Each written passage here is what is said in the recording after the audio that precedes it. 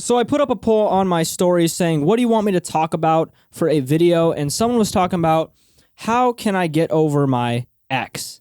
And I've never had an ex. I've never been in a relationship, but it sparked up a deeper issue of how to stop caring, which is something that I deeply relate to. I'm someone who cares too much. I'm obsessive with a lot of things. I've been even more obsessive with a lot of things in my childhood, whether it be relationships and music, mainly those two things. I remember being the person who would submit my music to reactors and watch for hours and hours and end just to see what they thought because I was so desperate for their validation. I was addicted to it, just to be disappointed most of the time because they didn't get the reaction I want and be crushed. I was the person who triple text people, constantly refresh my phone to see if someone responded. To be honest, I'm still kind of that person, waiting for someone's reaction. Really desperate to see what people thought because I craved their validation, refreshing what people saw if they view my stories, like that desperate. I'm talking. I really cared about what people thought. I really craved validation in a lot of different ways. So I know what they're talking about. I know in it, to a sense, caring too much is a painful process, but at the same time, it's an extremely beautiful process because without care, you can't go far. I go to the gym every single day now. It's a huge part of my routine. That care is still care. That care is still the care that triple text. It's just I funneled it into something different. So today I'm going to be talking about ways that I deal with caring too much and how I go about caring too much when I sense that I am.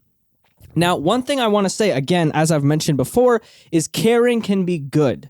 I've channeled caring into music. I've channeled caring into gym. I've channeled caring into meditation. I've channeled caring into a lot of self-care habits that have benefited me in life. And all I did was take the care that I was craving from some people and move it towards something that's more met to my needs. And that turned me not into good, but great in so many different endeavors, being able to be extremely productive, extremely proud of what I'm creating. And all I did was take the same care that I had, which was an extremely powerful emotion, and transferred it into the right thing. Now, how can we transfer this care that we love into the right thing? I think step one is to dig deeper in what we truly care about. See, we think we care about a lot of different events, but these events are usually not indicative of what we really care about. We care about what those events represent. Think about brands like Nike. You think you care about Nike, but Nike provides you some sort of fulfillment, some sort of athletic competence and athletic confidence that makes you feel good. And that's why you really like Nike. Not you specifically, but that's what it's associated with. Brands create and provide certain values, and we think we want the brands, but we actually just want those values and see the brands as gateways to find those values. However, when you break it down to the deepest thing of what you want, which is usually not a person, usually not a song, usually not a specific thing, but a type of fulfillment, like spiritual fulfillment, romantic fulfillment, career fulfillment. These are three things that I crave in my life, and to be honest, desperately crave in my life. I'm desperate to succeed in those aspects. However, when you break it down to, oh, I want romantic fulfillment, oh, I want career fulfillment, and no, not I want this person to like me, I want this song to blow up, I want this artist that I've always looked up to approve of my music, I want this thing to work out for me, then you're going to have a better understanding and not be so desperate in instances while using that desperation that you originally have and channeling it into being hopeful for a future when you can achieve a type of fulfillment. Now, this relates to the second thing, which I think is process.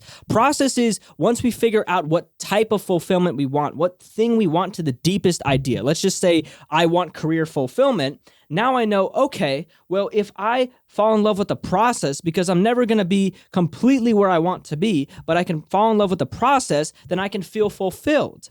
You know, you're not trying to eat one meal when you're trying to feel filled. You're trying to eat meals constantly to feel filled. Same way, fulfilled, if you want to feel career fulfillment or something like that, you have to practice and be in these worlds consistently and get attached, I think, to eating and not to getting like a certain thing, not to eating one meal, but to constantly be fulfilled is a constant process. And when you attach yourself and you attach your desperation to a process, then you're like, okay, I did my part, instead of, why doesn't this person like me? Why didn't this thing go the way I wanted? Oh my gosh, I'm falling off. I'm a failure. I'm a simp. Whatever it ends up being, you're more desperate in saying, you know what? This thing might not work, but I'm still confident that things will work out in this area and I will reach this fulfillment.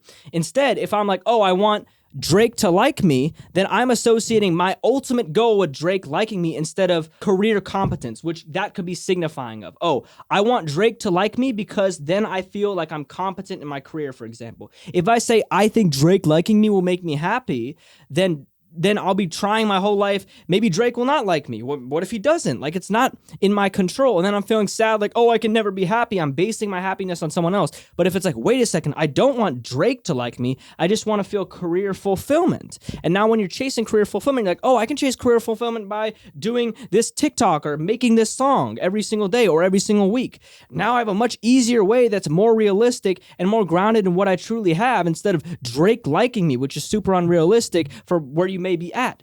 Same way, if you want a specific person or a girl to like you, oh, I want this person to be the person of my like marriage or whatever like that. You don't have control over that. But if you're like, you know what? I want this person to like me so I feel romantic competence and romantic fulfillment. Okay, bet. Those are the two things you actually want. Romantic competence, romantic fulfillment. How can I achieve romantic competence, romantic fulfillment? I'm desperate to achieve romantic competence and romantic fulfillment, but I'm not desperate for this person to like me, because there are a million ways to achieve romantic competence and romantic fulfillment, and I will not give up on this goal because I am delusionally desperate. I care too much about this goal, but because of that, I don't care too much about this specific person or Drake liking me, but I still won't give up on the goal, and I care too much. I'm gonna try hard with the goal. And I think identifying with the process allows you to transfer that care into something else. Now, everything I've said up to this point is extremely logical, giving you reasoning on why to not care too much. But if you're like me, then reasoning does not always help. Sometimes you just care too much and you don't know how to stop it, and you can't logic your way out of it. So here's the third thing I want to say to provide comfort to my past self and my future self to an extent, because I was feeling this a lot now. Experience is the hidden factor to caring less. Now, I'm going to give you just a little bit of vulnerability here. I'm new to the dating scene. I'm very experienced in the music scene. So now that I'm new to the dating scene, I have what's called novice energy. Novice energy is when you try too hard on the first few experiences because you think they will be the changing experiences. They will be the ones for you, and they're the ones you need. And if you don't succeed in the first few experiences, then you're screwed. I had similar novice experience when making my song Green Light. See, Green Light was a song I made around 2018, and I spent around 30 hours mixing the song. I wasn't great at mixing, but I spent 30 hours mixing the song. Like, yo, I need to make this perfect. Fast forward, I released the song and the mix was not good. I spent 30 hours and it wasn't good. It didn't take off. I didn't like the song that much. Like, I'm grateful for what it did for me, but I didn't like the song. To now suddenly I'm so good at mixing, auto-tune, all these different things, adding these different elements, production, all these things that I started with in Green Light, but it just took time, it took experience. And now I'm not so obsessed about one release because I know that I can just make another release and I'll grow. And the song that I thought would change my life, which is Green Light, the first song I put on streaming services, did nothing in comparison. But now I'm so in love with the process of creating music that I'm not attached to if a specific song does a certain way or not way. At least I'm less attached to this result. Now let me approach this from a romantic perspective, where I am a novice. I haven't experienced much. Therefore, I'm like so focused on the specific people that I'm talking to, like, oh, this is the one. And I'm going to confess, I have anxious attachment textiles. So like I'm super like refreshing my thing all the time, like checking for a response. I'm anxious, extremely anxious in this way. And this contributes to just inefficiency. It's a distraction to both parties. It prevents us both from achieving the fulfillment or kind of talking to each other on a deeper level, which might be what we truly need.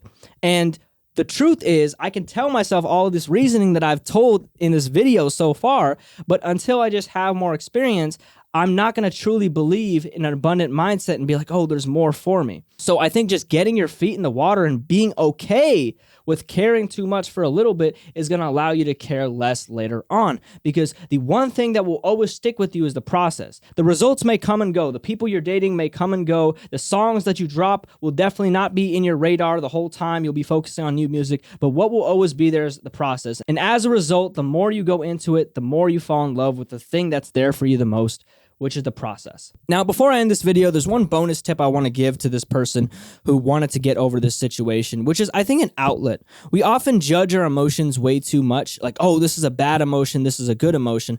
I think having a good place to put these emotions, whether it be music or painting or all types of creative art, writing, all that type of stuff, having a place to put this is a good way to take this emotion and be like, you know what? This is not so bad. And even if it is bad, I have a place to put it so I can still be productive and move myself forward in one way because of something that I perceived as quote unquote negative, a distraction, and not supposed to happen. Now, because of this thing that's quote unquote not supposed to happen, I'm using this energy, putting it in something, and now it's pushing me forward instead of backwards. And for me, that's obviously music. Music is my outlet. I take a lot of negative experiences in my life and I use music to shape them. These videos are also an outlet for me. I lost the shofu contest. I was hurt about it, but it was also reflective. So I made a video about it and it pushed me forward instead of staying in the past. So that's just one bonus tip. But overall, I hope your situation gets better. Just remember, caring is your biggest superpower. You just need to care about the deeper things.